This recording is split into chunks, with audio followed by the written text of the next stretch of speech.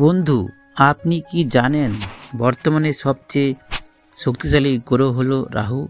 এই রাহু আপনাকে উচ্চতা দেয়, অর্থাৎ এটি আপনাকে মেঝে থেকে সিংহাসনে নিয়ে যায় এবং আপনাকে সিংহাসন থেকে মেঝেতে ফেলতে 1 মিনিটও সময় নেয় না। 1 সেকেন্ডের মধ্যে আপনাকে রাজা থেকে ভিখারি করে দেবে। কিভাবে বুঝবেন আপনার রাহু খারাপ?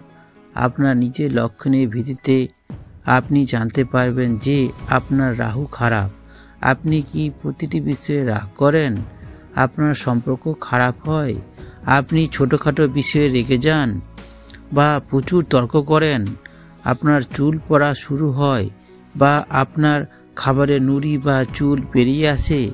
সবাই খাবার খাচ্ছে, কোনো অসুবিধা নেই, কিন্তু আপনার খাবারে চুল বা নুড়ি বেরিয়ে আসবে।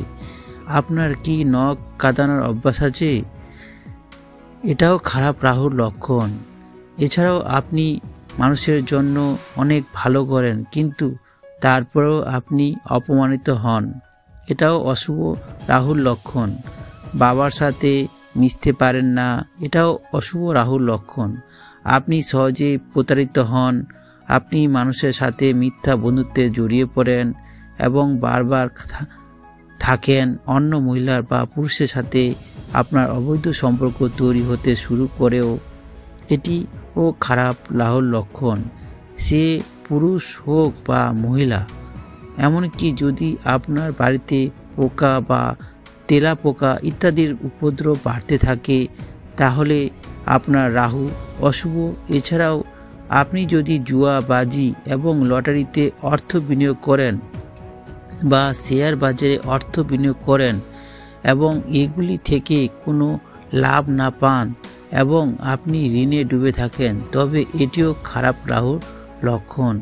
রাহু অশুভ ছায়া থাকলে বৈদ্যুতিন সামগ্রী দ্রুত নষ্ট হয়ে যায়। রাহুর অশুভ প্রভাবে পরিবারের সদস্যদের মধ্যে আলস্য বৃদ্ধি পায়। এরা রাত করে ঘুমায় ও দেরিতে উঠে ঘুম ভেঙে গেলেও এরা সহজে বিছানা ছাড়তে চায় না।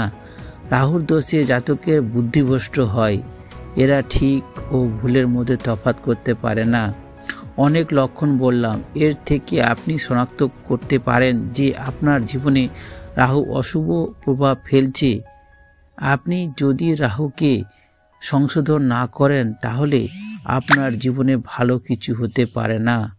কারণ রাহু হলো এমন একটি গ্রহ, যখন আপনার রাহু ভালো থাকবে আপনি প্রচুর সম্পদ পাবেন এবং এটি আপনাকে অনেক উচ্চতায় নিয়ে যাবে। আপনার মধ্যে কাজ করা উৎসাহ থাকবে। তাই আজ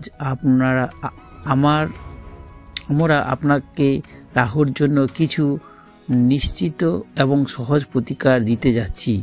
প্রিয় বন্ধুরা, আমি আপনাকে রাহুর খারাপ প্রভাব সম্পর্কে অনেক লক্ষণ বলেছি। এই লক্ষণগুলোর মধ্যে কিছু লক্ষণ যদি আপনার মধ্যে থাকে, তাহলে রাহুর দোষ শনাক্ত করার পর কিভাবে তা সংশোধন করবেন। রাহু দোষ নিরাময়ের জন্য প্রথমে আপনার অভ্যাস পরিবর্তন করুন।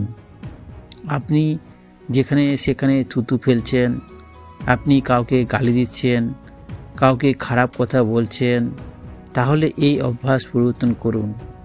আপনার ভাষার মাধ্যমে আপনার কাজ নষ্ট হতে শুরু করবে।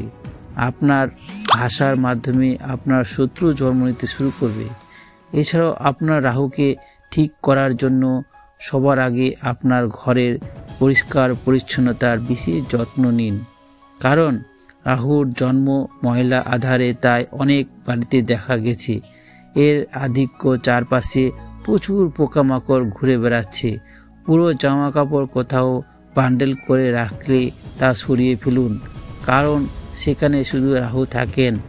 আপনি যখন আপনার ঘর পরিষ্কার করেন, তখন প্রতি সপ্তাহে আপনার সমস্ত বিছানা, সোফা এবং চেয়ারগুলি সরিয়ে পরিষ্কার করুন। এগুলো নিচে কোনো প্রকার ধুলোবালি জমতে দেবেন না।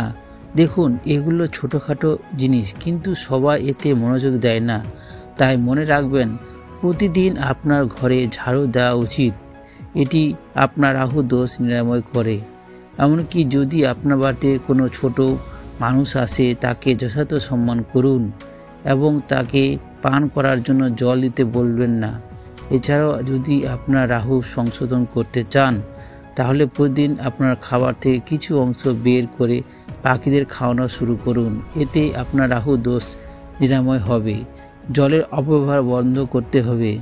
আপনি যখন জলপান করেন আপনাকে রূপার গ্লাসে জলপান করতে হবে।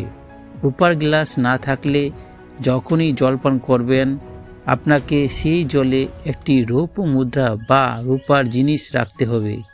এটি আপনার রাহুকে অনেকাংশ নিরাময় করে এবং আপনার জন্য আগমন নিশ্চিত করে।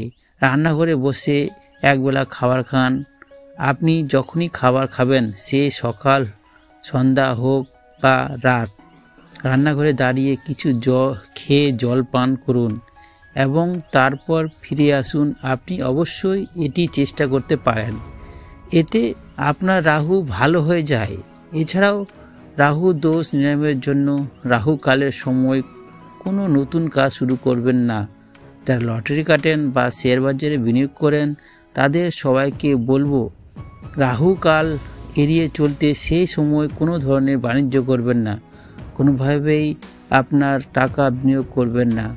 আরেকটি বিশেষ কাজ যা অবশ্যই আপনার করা উচিত তা হলো রাহুর সংখ্যা 4টি ভেদ, 4টি পুরাণ, 4টি দিক রয়েছে।